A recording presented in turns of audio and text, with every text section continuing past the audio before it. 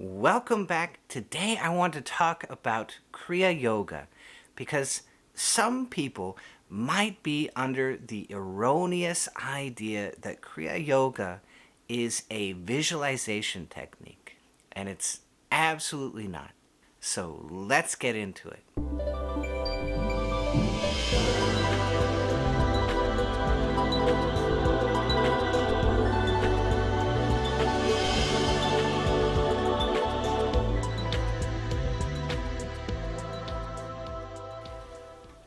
Kriya Yoga is a stacked technology. That means it's not just doing one thing, it's doing multiple things at once. And so the very first thing that the Kriya Yoga is doing is this long breathing. It's asking you to do a very long breath. And when my guru Ashokji taught me this, he said, make sure the out breath is just a little bit longer. And that instruction will make sure that you don't make it shorter. That would be wrong, right? So it can be almost equal, but that out breath ought to be a little bit longer. And that will ensure that you're actually awakening the parasympathetic system right from the very first Kriya breath. And that's the long breathing. And what does that establish? Lo and behold, it establishes HRV resonance. And this understanding is new, right? This might be the very first time that you're hearing that this is inside of the Kriya. But the Kriya Yogis actually know about this for a very long time because they will tell you the Kriya will make the heart rate go down. That is extremely traditional. You will find that in every single lineage. They'll tell you when the Kriya is correct, the heart rate will go down. So how does that take place? It takes place through HRV resonance. This resonance between the breath and the heart. And what will happen in that resonance is the heart rate will actually climb a little bit and it'll go into these nice, beautiful, slow, deep valleys of relaxation. That's the resonance taking place. So we breathe in and that heart rate will climb momentarily. And then we breathe out this nice, long, relaxing out breath and the heart rate will go down with it. And so instead of these two things being disjoined, they work together. They are coherent. They are in resonance. And that is the HRV resonance. Those two things begin to flow together. And it's amazing because as soon as you step into that, you will feel the beginning of a profound relaxation coming over you. The next thing that the Kriya Yoga is stacking on top of that is sitting very still. And when you sit very still, you're going to get into the freeze response. This happens, it's so natural, it's so easy. You do this every single night that you sleep. You dip into a nice, peaceful, restful state and the body becomes frozen. Now, why does the body do this? Well, if you have a dream, it's not going to be good for you to jump out of bed and hit the ceiling and hit the wall and hit your dresser every single time. That's not going to work out for you. So the body very kindly freezes you in place. And that's the freeze response. You go through it every night. And as yogis, we begin to enter into this state consciously. So the body asleep, the mind awake. And we feel that freeze come over the body. Slowly, subtly. Maybe the body just feels a little bit numb. Maybe parts of the body numb from our awareness. Oh my God, I can't find my feet. I can't find my leg. I can't find my arm. What happened? It numbed from your awareness.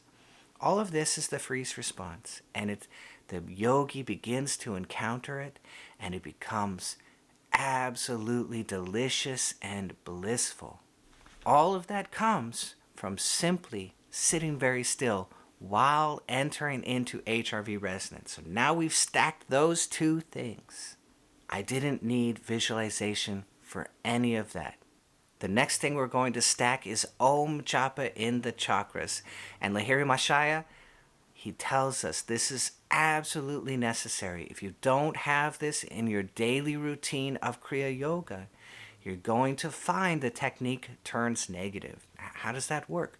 Well, if I'm going around inside of my house and I say that I'm cleaning, but I don't actually wipe up the dust, well, I'm just stirring the dust. I'm not actually cleaning it out of the house. It's the same thing for Kriya Yoga. I want to feel a chakra. I want to Om into it. And I hope that I will notice over a little bit of time that chakra and my entire being feels more quiet and more clean. And none of that requires visualization. You might have a concept of where that chakra is. Well, it's here, and that's my chest, that's my heart, and that's what I'm oming into. I'm trying to get back towards the spine. I might have a concept of a funnel going back towards the spine. And that's not a visualization. That's an idea of what am I doing? I have to have some idea of what I'm trying to accomplish in this technique. The same way that if I'm going to turn my hand, I might have a concept of an arrow going like this, showing that I'm turning. So I'm turning my hand just like that, right? And so I might have an idea of a turning arrow, pointing my mind in the right direction, right? That might be in my mind as I do it. But to do it, I don't need that at all. I just need to turn my hand. You see? It's the same thing with oming into a chakra. It's the same thing with the long breath. I don't need a visualization in order to accomplish these things. I'm just going to feel into the heart. I'm going to Om mentally into the heart as an example. And then I'm going to feel, how does the heart feel now that I've Ommed into it? And I practice this every day, over and over, in all of the 6 chakras, from the coccyx to the medulla. I Om through all of those. And every day this process gets more and more powerful, until I can Om into a chakra and feel bliss right away. And that bliss tells me I've really gotten back down to the origin. And so all of that is creating a biofeedback loop, right? If I feel the chakra, I mentally Om into the chakra, and then I feel it again, and it's different. That is biofeedback. And any biofeedback will drive you deeply into your practice. Oh my God, it's working, and your mind goes on fire, and you become 100% present because you know, nobody had to tell you, you know it's working. And as you get in touch with the dorsal vagal complex, you're going to start feeling what I call the 4 proofs. And that again is biofeedback. It's going to drive you into your practice very, very, very quickly because you know it's working. And so you will be 100% present when you know that. None of this required visualization. In fact, if I have a bunch of visualization, oh, the chakra is this, and this chakra is this, well, now I'm up in my head. I'm creating a story in my left brain, and that will actually detract from the actual being present and noticing what is happening and creating that biofeedback loop over and over and over again, taking you deeper and deeper. That's what I actually want. So I don't want all of these shiny concepts which are left brain dominant. I'm not actually here. I'm not actually present. I'm not actually noticing what is going on. All of that is taking place through the long breathing, through the sitting very still, through the noticing the chakra, noticing I'm putting the Om into it, and noticing the difference that all of this makes inside of me. I notice all of that and I'm present. I'm here. And it just explodes. It's just beautiful. The parasympathetic awakens. Everything quiets down. And now that everything is a little bit quiet, I'm going to let go of the doing. And I'm just going to be. I'm just going to enjoy.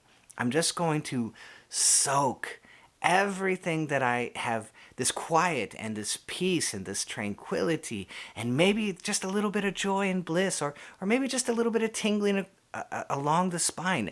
I'm going to sit and soak that into myself. This parasympathetic that has awakened, I'm going to soak it into myself, and I become the holy potato. I am soaking in the pot.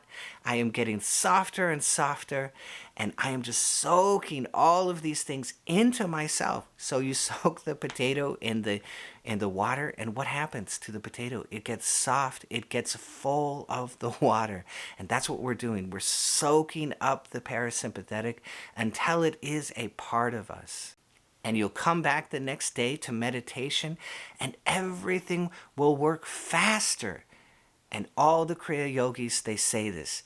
Look, if you've been doing this for a while, it's all going to come faster.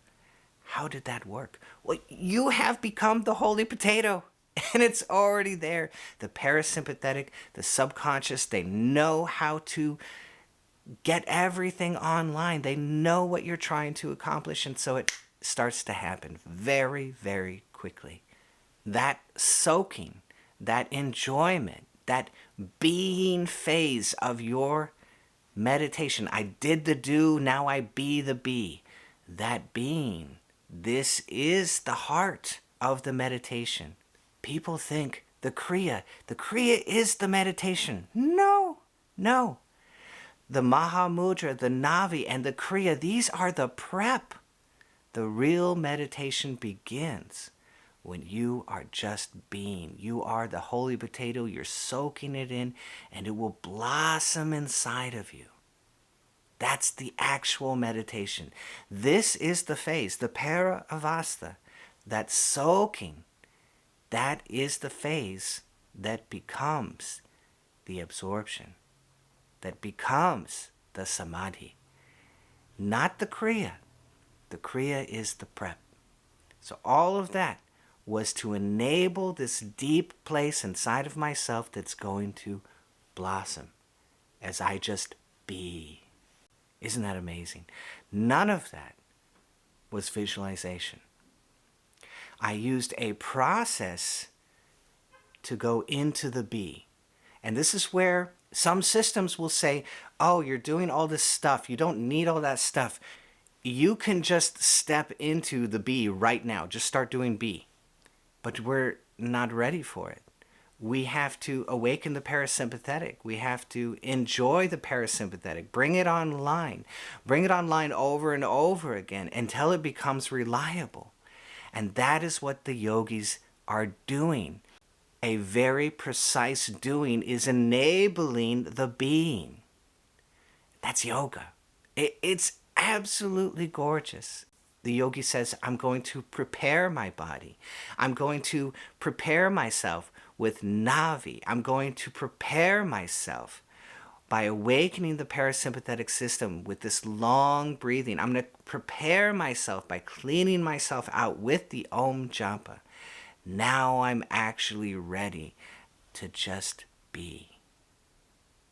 So all of the doing prepared me for the be. And the be is the actual meditation, the para avastha, the after effect poise state. None of that was visualization. I am entering into a biofeedback process which enables more readily, more accurately, more reliably this beautiful deep state where I can just simply be. And eventually, by doing the Kriya Yoga over and over again, that prep becomes smaller. It shrinks in time because you've done the actual work, and you just sit down and your body begins to enter into the parasympathetic system. And now you've skipped 20 or 40 years of attempting to enter straight into the B, and it didn't actually work that well. You've already quieted the mind through HRV resonance and sitting very still. You've quieted it dramatically. Somebody said the other day, "Oh, I can't meditate. My mind is too restless." That's why it's a process. It's a process, because if you try and enter into the B and you feel as if I cannot control my mind, well, of course not. That's why yoga does the process. Now I'm ready to be. Now I'm ready to soak. That's it. Now I'm ready to be the holy potato. So I hope you loved this. If you did, be sure to hit that bell down below so I can see all of you next time.